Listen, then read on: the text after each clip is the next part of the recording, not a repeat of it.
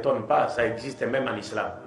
Rappelez-vous que quand le prophète Mohammed, la paix de Dieu soit sur lui, a fait le Mi'raj, il a vu une femme au ciel, une jolie, belle femme, parée de diamants, de pierres précieuses, or, diamants, ainsi de suite.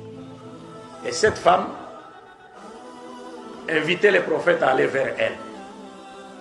Le prophète n'a pas répondu à son appel. Et quand le prophète a demandé à Jibril, alayhi salam, il lui a posé la question sur l'identité de la femme. Vous savez ce que Jibril lui a dit? Ça, c'est la riwaya rapportée par Ibn Abbas, radiallahu anhu. Jibril lui a dit, ce n'est pas une femme, c'est le monde et ses tentations. Le prophète a vu une femme, c'était une femme.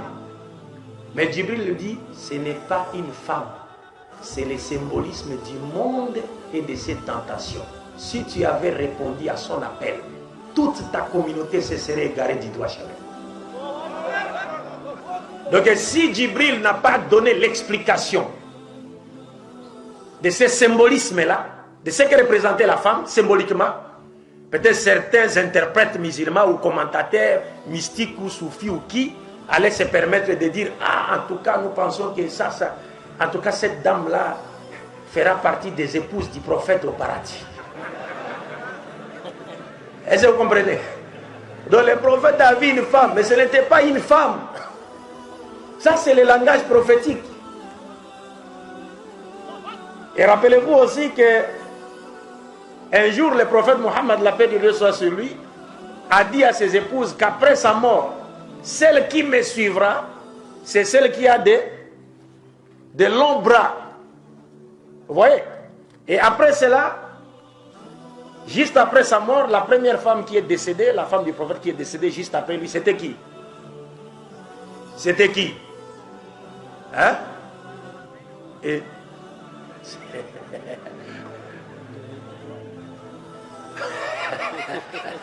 Non, je dois m'arrêter ici. Oui, mais parce que, vous savez, mais c'était qui? Hein? Allahu Akbar. Donc, bon, je n'ai pas voulu en faire un problème. Ouais, parce que souvent on est pressé de célébrer les Maoulides, mais on ignore tout de la vie du prophète. Est-ce que vous comprenez? Alors, donc, c'était Zainab, radiallahu anha, comme certains l'ont dit. C'était Zainab. Et après cela, les apôtres et les autres épouses du prophète ont dit, mais comment? Mais Zainab n'avait pas de longs bras. Le prophète a dit, celle qui le suivra juste après, ce serait une femme qui a de longs bras. Mais Zainab n'avait pas de longs bras. Donc le prophète s'est trompé? Non, le prophète ne s'est pas trompé. Il ne s'est pas trompé. Mais vous n'avez pas compris son langage.